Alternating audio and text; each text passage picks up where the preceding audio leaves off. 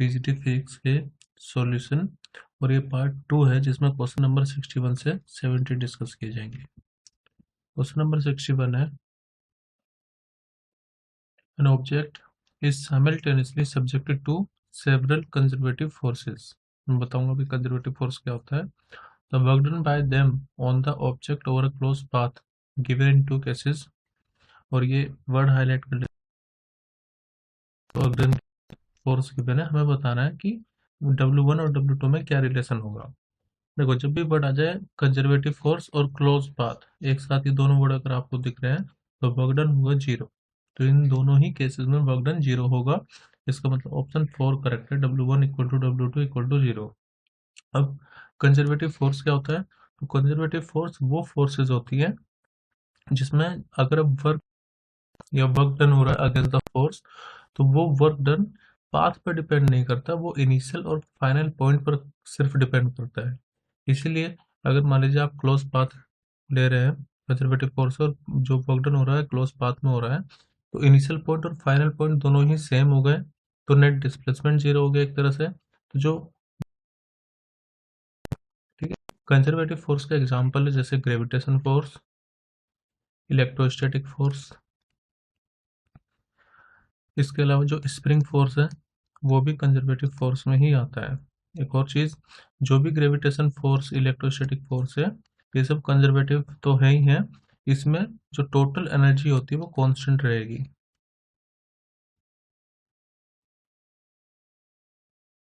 और इसके अलावा जो वर्क डन होगा वो पाथ इंडिपेंडेंट होगा।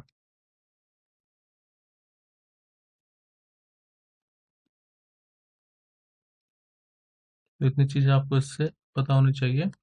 तो इस केस में जो क्लोज पाथ है कंजर्वेटिव फोर्स है, तो दोनों का वर्क डन 0 हो जाएगा।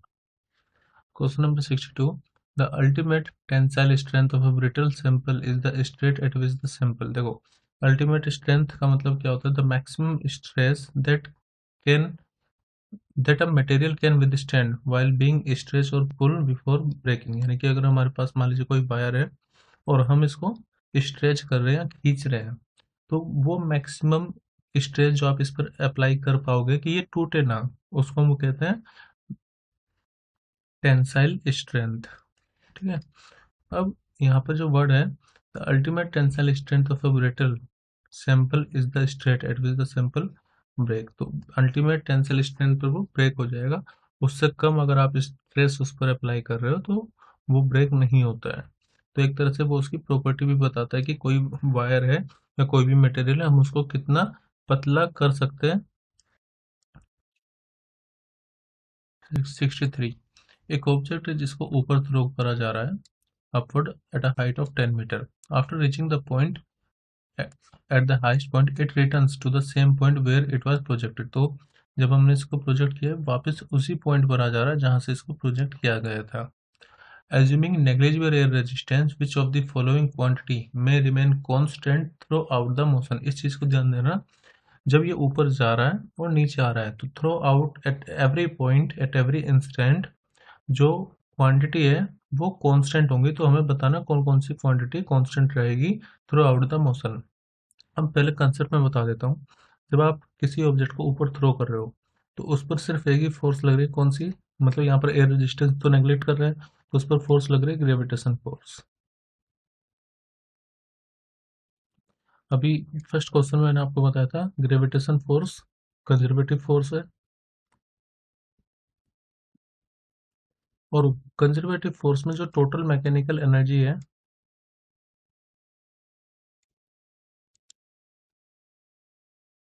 वो कांस्टेंट रहती है। ठीक है, टोटल मैकेनिकल एनर्जी कांस्टेंट रहेगी। अब मैकेनिकल एनर्जी क्या होता है? मैकेनिकल एनर्जी होता है sum of kinetic energy and potential energy को, सबको हम मैकेनिकल एनर्जी कहते हैं। तो एक बात तो क्लियर है कि थ्रू आउट द मोशन जो काइनेटिक एनर्जी और पोटेंशियल एनर्जी का सम है वो कांस्टेंट रहेगा। इसका मतलब ये स्टेटमेंट आप देखें, ये रहेगा कांस्टेंट। एक तो ये हो जाएगा हमारा डी। इसके अलावा इस पर ग्रेविटेशन फोर्स लग रही है, और अगर इसका मास m है तो ये हो जाएगा mg, इसका फोर्स जो इस पर लग रही होगी। मास कांस्टेंट रहता है। अब थ्रू आउट द मोशन जो एक्सेलरेशन ड्यू टू ग्रेविटी है g, 9.8 रहेगा मीटर पर सेकंड स्क्वायर। हाँ, जब आप क्वेश्चन सोल्व करते हो तो जी की वैल्यू आप प्लस माइनस लेते हो, वो बात एक अलग है, लेकिन उसकी जो वैल्यू है वो कांस्टेंट रहती है। तो एक्सेलरेशन भी उसका कांस्टेंट रहेगा थ्रू आउट द मोशन। अब मोमेंटम वेरी करेगा, क्योंकि मोमेंटम होता है मास इनटू वेलोसिटी। तो वेलोसिटी तो उसकी चेंज होगी। जब ये ऊपर जा रहा होता है तो वेलोसिटी डिक्रीज होती है, जब ये ऊपर से नीचे आएगा तो वेलोसिटी इंक्रीज होगी। तो थ्रू आउट द मोशन ये कांस्टेंट नहीं रहेगा। और बहुत काइनेटिक एंड पोटेंशियल एनर्जी, देखो पोटेंशियल एनर्जी का फॉर्मूला होता है mgh, और काइनेटिक एनर्जी का फॉर्मूला होता है हाफ mv²। तो अलग अलग इंस्टेंट पर अलग अलग हाइट है, जिसकी वजह से अलग अलग पोटेंशियल एनर्जी होगी। ऐसे ही अलग अलग इंस्टेंट पर अलग अलग उसकी जो स्पीड है वो चेंज, तो काइनेटिक एनर्जी भी चेंज होगी। लेकिन इन दोनों का सम जो कि मैकेनिकल एनर्जी होता है वो कांस्टेंट रहेगा। तो इसलिए सी और डी यहाँ पर करेक्ट है। तो सी और डी आ रहा है ऑप्शन 1 में, तो हमारा करेक्ट आंसर होगा option 1। Question number 64। A rubber ball is taken in deep sea where its volume is changed by 0.2%। तो हम इसको नीचे ले जा रहे हैं और इसमें मान लो कि कोई रबड़ बॉल रही होगी, तो जब ये नीचे आ जाएगी तो इस पर कुछ प्रेशर लग रहा होगा, मतलब इतना सारा जो पानी इसके ऊपर है उस पर कुछ प्रेशर लगने की वजह से ये कंप्रेस हो जाएगी, मतलब उसकी जो वॉल्यूम है थोड़ी डिक्रीज हो जाएगी। मतलब वॉल्यूम चेंज हमें गिवन है 0.2%। द बल्क मॉडुलस ऑफ रबड़ इज, बल्क मॉडुलस को मैं 20 से लिख रहा हूँ, 10⁹ न्यूटन पर मीटर स्क्वायर है। And the density is given 10⁻³ kilogram पर मीटर क्यूब। तो इसमें हमें बल्क मॉडुलस का फॉर्मूला अप्लाई करना पड़ेगा। बल्क मॉडुलस का फॉर्मूला होता है स्ट्रेस अपॉन में वॉल्यूमेट्रिक स्ट्रेन। अब हमें क्या निकालना है, उसकी डेप्थ कितनी है, यानी कि मैं डेप्थ को h से डिनोट कर रहा हूँ, जैसे h वैसे हाइट होती है बट लेट ये h है, d डेप्थ नीचे है। तो हमें पता है कि कोई भी लिक्विड कॉलम होता है तो उसकी वजह से जो प्रेशर अप्लाई होता है, pressure due to liquid column of height h equal to h rho g। h is height, rho is density, g is acceleration due to gravity. और यही स्ट्रेस के भी इक्वल होगा, क्योंकि स्ट्रेस क्या होता है, एक तरह से प्रेशर यहाँ पर। तो बल्क मॉडुलस हमें पता है 10⁹ होगा, स्ट्रेस हमें पता है एच रो जी होता है। अब इसमें एच नहीं पता, रो और जी हमें पता है। वॉल्यूम स्ट्रेन कितना होगा, इट इज गिवन 0.2% चेंज हो रहा है, तो हम लिख सकते हैं कि डेल्टा वी अपॉन वी होगा 0.2%। 0.2% का मतलब 0.2 अपॉन में 100। अब सब वैल्यू पुट करते हैं। तो बल्क मॉडुलस कितना है, या पहले मैं इसको ऐसे लिख रहा हूँ, bulk modulus equal to strain जो कि एच रो जी है अपॉन में वॉल्यूमेट्रिक स्ट्रेन। में निकालना क्या है, हाइट। तो बल्क मॉडुलस की डेल्टा वी अपॉन वी में मल्टीप्लाई कर देते हैं, हो जाएगा एच रो जी। एच निकालना है तो एच इक्वल टू हो जाएगा बल्क मॉडुलस इंटू में डेल्टा वी अपॉन में वी, और ये आएगा नीचे रो इंटू में जी। अब सब वैल्यू पुट कर देते हैं। बल्क मॉडुलस 10⁹, वॉल्यूमेट्रिक स्ट्रेन 0.2% है तो 0.2 अपॉन में 100 अपॉन में रो की वैल्यू 3 और जी की वैल्यू 10। अब अगर मैं पॉइंट को इधर लाऊं तो ये हो जाएगा 1000। तो अब इसको मैं लिख रहा हूँ 10⁹ इंटू में 2 अपॉन में नीचे 10 की पावर पूरी कितनी होगी, 3 और 1 4 और 3 7। तो ये आएगा 2 इंटू 10⁻², जिसको आप 200 भी लिख सकते हैं। तो करेक्ट आंसर होगा option 4 200 metre. Question number 65। A bucket resting on floor of a lift. तो पहले बकेट ले लेते हैं और इसको रख देते हैं फ्लोर पर, जिसकी इसमें फ्लूइड है जिसकी डेंसिटी है rho. Now the lift start moving, downward with uniform acceleration. Uniform acceleration हमें रो दिया हुआ है। The pressure difference between the point in the liquid separated by a vertical column delta x। तो late यहाँ पर liquid completely fill है, तो हमें बताना है ये जो लोअर पॉइंट है और जो अपर पॉइंट है इसके बीच में जो हाइट है वो हमें गिवन है डेल्टा एक्स, जो वर्टिकल डिस्टेंस है। उसी के बीच में हमें बताना है प्रेशर कितना होगा, द प्रेशर डिफरेंस हमें बताना है। देखो पहले इस क्वेश्चन को बाद में करेंगे, पहले कंसेप्ट बता देता हूँ। जैसे कोई भी लिफ्ट है, अगर वो ऊपर जा रही है, तो अगर इसमें कोई ऑब्जेक्ट है जिसका मास है m, तो उसका जो अपरेंट वेट होता है ऊपर जाने के लिए वो होता है एम जी प्लस ए। मतलब नॉर्मली वेट होता है एम जी, लेकिन जब ये ऊपर जा रही है तो जी की जगह पर जी प्लस ए आएगा। अगर ये लिफ्ट आ रही है डाउनवर्ड विद एक्सेलरेशन ए, तब के केस में हम लिखते हैं apparent weight M G minus A. तो मैं इसी कंसेप्ट का यूज करूंगा कि जो नॉर्मल वेट एम जी होता है वो अब जी माइनस ए आ रहा है। ठीक है, हमें पता है जो प्रेशर का फॉर्मूला होता है ड्यू टू लिक्विड कॉलम वो होता है एच रो इंटू में जी। नॉर्मली जो प्रेशर होता है लिक्विड कॉलम की वजह से वो एच रो जी होता है। तो प्रेशर जो डिफरेंस होगा यहाँ पर, अब हाइट में कितने लूंगा, ये जो डेल्टा एक्स हमें गिवन है दोनों पॉइंट के बीच का वर्टिकल डिस्टेंस डेल्टा एक्स। ठीक है, डेंसिटी क्वेश्चन में रो गिवन है। अब acceleration due to gravity G को मैं जी प्लस ए या माइनस ए लिखूं, वो डिपेंड करता है इस पर कि लिफ्ट कहाँ जा रही है। लिफ्ट जा रही है डाउनवर्ड, तो डाउनवर्ड के केस में जी माइनस ए होता है, यहाँ पर आएगा जी माइनस ए। तो जो करेक्ट आंसर होगा वो होगा रो जी माइनस ए डेल्टा एक्स, यानी कि ऑप्शन 2। एक और चीज़, यहाँ पर ये यूनिफॉर्म एक्सेलरेशन पी की जगह पर यहाँ पर जी होना चाहिए, क्योंकि ऑप्शन में आप देखो कहीं पर भी पी गिवन नहीं है। कि इन्होंने देखो क्वेश्चन में ऊपर कहीं पर भी ए नहीं गिवन है, तो ये ए इनका पी ही होना चाहिए। तो मुझे लगता है इसके में कुछ मिस्टेक भी है, क्योंकि ऑप्शन में जी माइनस ए की जगह जी माइनस पी होना चाहिए। तो मैं इसको ऐसे भी लिख सकता हूँ delta P equal to delta X rho G minus P. Question number 66, a wooden block with a small piece of iron placed on its top. ये आयरन का एक बॉक्स है और ये है वुडन का, तो ये उसके ऊपर तैर रहा है। After some time the iron piece falls into the liquid. अब ये आ गया नीचे लिक्विड में। होगा क्या कि देखो, इसको अलग फिगर बना देता हूँ। जब यहाँ पर ये वुडन ब्लॉक है, इसके ऊपर जो आयरन है वो रखा हुआ है।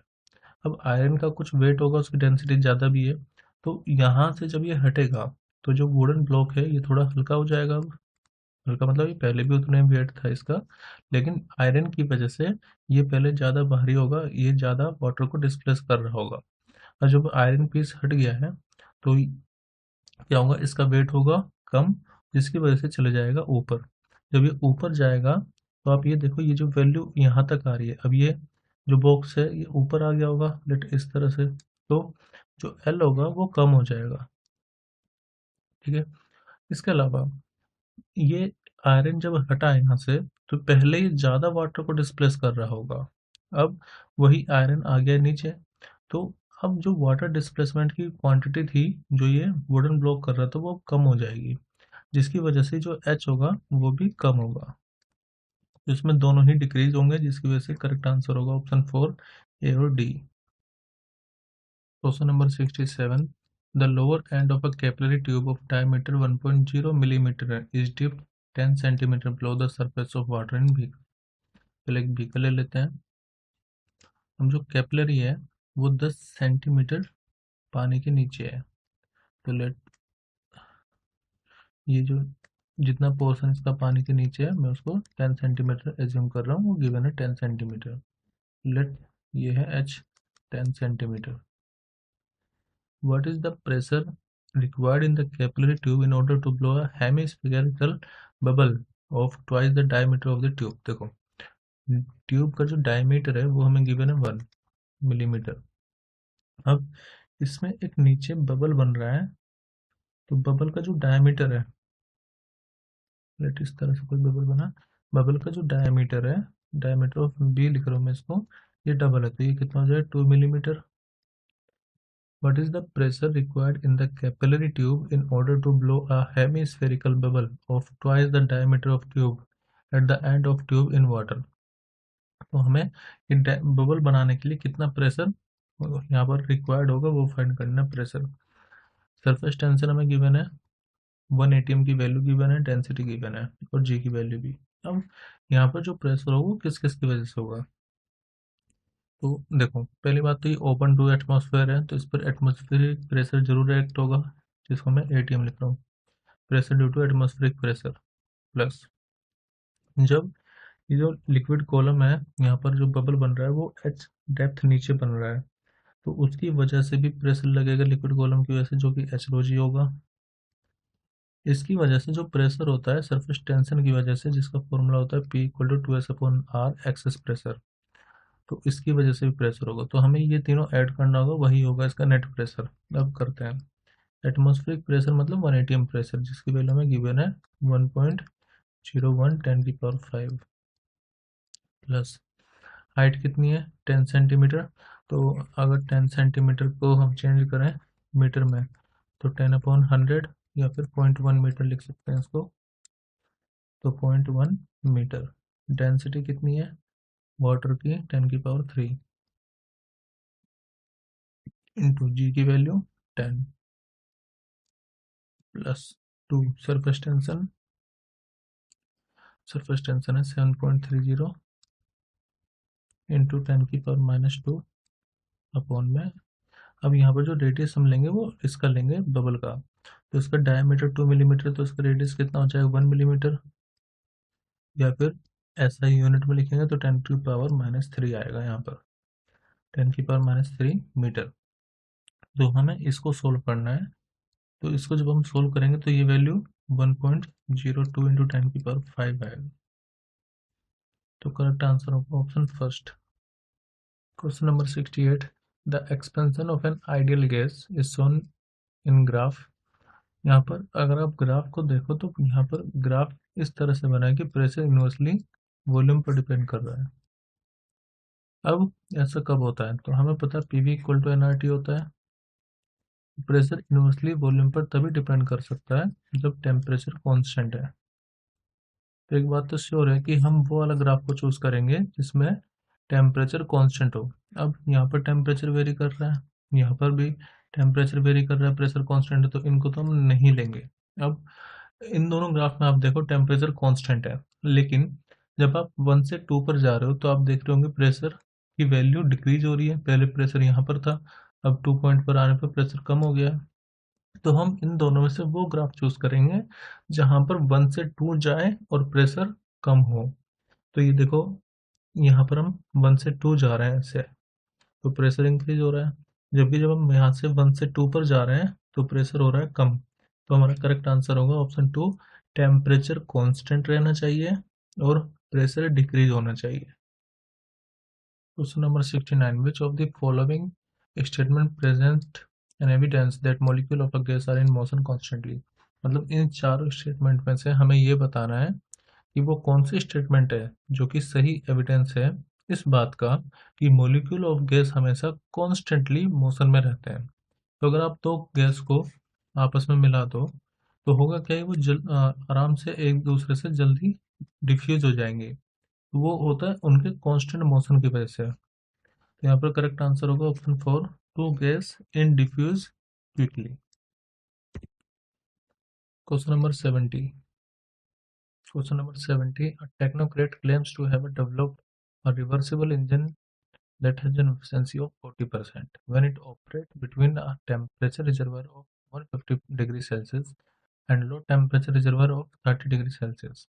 Which one of the following statement is true for this। तो हमें बताना है कौन सी स्टेटमेंट सही है पहले, क्योंकि हम इंजन से रिलेटेड क्वेश्चन कर रहे हैं, तो पहले सेकंड लॉ ऑफ थर्मोडायनेमिक्स समझ लेते हैं। सेकंड लॉ ऑफ थर्मोडायनेमिक्स क्या है कि कोई भी हीट खुद से लो टेम्परेचर बॉडी से हाई टेम्परेचर बॉडी पर फ्लो नहीं कर सकती, इसको फ्लो करवाने के लिए हमें एक्सटर्नल सोर्स की रिक्वायरमेंट होती है। अब अगर हमारे पास कोई मान लीजिए हीट इंजन है, तो उसमें एक रिजर्वर होगा जो कि हॉट होगा और एक होगा कोल्ड। तो ये होगा हाई टेम्परेचर पर और ये होगा लो टेम्परेचर पर। तो होता है क्या कि हाई टेम्परेचर से हीट हम लेते हैं, उस हीट में से कुछ हो जाता है बर्नर और कुछ चले जाता है कोल्ड रिजर्वर में। मतलब जितनी हीट आप ले रहे हो उसको आप 100% वर्क डन में कन्वर्ट नहीं कर सकते, कुछ ना कुछ लॉस जरूर होगा according to second law of thermodynamics. तो जो एफिशिएंसी होता है हीट इंजन की, एफिशिएंसी का फॉर्मूला हो गया आपने वर्क डन कितना किया अपॉन में हीट कितनी ली, या फिर अगर मैं इसको टेम्परेचर के टर्म में लिखूं तो ये होता है 1 माइनस T2 अपॉन T1, या इसको मैं ऐसे भी लिख सकता हूँ 1 माइनस टेम्परेचर सिंक का अपॉन टेम्परेचर ऑफ सोर्स। ठीक है, तो सेकंड लॉ ऑफ थर्मोडायनेमिक्स से ही एफिशिएंसी आती है। अब इस गिवन क्वेश्चन में आप देखो ये एफिशिएंसी 40% गिवन है, जब यहाँ पर लो टेम्परेचर है 30 डिग्री और हाई टेम्परेचर है 150 डिग्री। एक और चीज़, जब ये फॉर्मूला है तो इसमें फॉर्मूले में हम जो वैल्यू पुट करेंगे वो केल्विन में पुट करते हैं। अगर गिवन वैल्यू के अकॉर्डिंग मैं एफिशिएंसी निकालता हूँ तो 1 minus temperature of source, sorry temperature of sink upon में टेम्परेचर ऑफ सोर्स यहाँ पर आएगा। तो ये जो लो टेम्परेचर मतलब सिंक और हाई टेम्परेचर मतलब सोर्स, तो उनको पहले चेंज कर लेते हैं केल्विन में। तो उसके लिए हमें 273 ऐड करना होगा, तो 150 प्लस 273 से 30 प्लस 273, तो टेम्परेचर आ जाएगा केल्विन में। तो ये वैल्यू आएगा 423 और TL आएगा 303। अब वैल्यू पुट करते हैं 1 minus temperature of sink 303 one में 423। जब मैं इसको यूज कर रहा हूँ तो एफिशिएंसी आ रही है 0.28। अगर मैं परसेंटेज में लिखूँ तो ये आएगा 28%। तो इसका मतलब ये जो एफिशिएंसी यहाँ पर गिवन है ये 40% गिवन है, जबकि होनी चाहिए 28%। तो इसका मतलब ऐसा इंजन बनाना पॉसिबल नहीं है जो कि सेकेंड लॉ ऑफ थर्मोडायनेमिक्स को वायलेट करें। तो इसमें करेक्ट स्टेटमेंट होगी first, the engine is not possible, ये इंजन पॉसिबल नहीं है because it violets the second law of thermodynamics. Second law of thermodynamics के अकॉर्डिंग एफिशिएंसी 28% आनी चाहिए थी, जबकि ये 40% मतलब उससे कहीं ज़्यादा दिखा रहा है। इसीलिए क्योंकि ये सेकेंड लॉ ऑफ थर्मोडायनेमिक्स को वैलिड नहीं कर रहा है या वायलेट कर रहा है, तो it is not possible to construct such engine.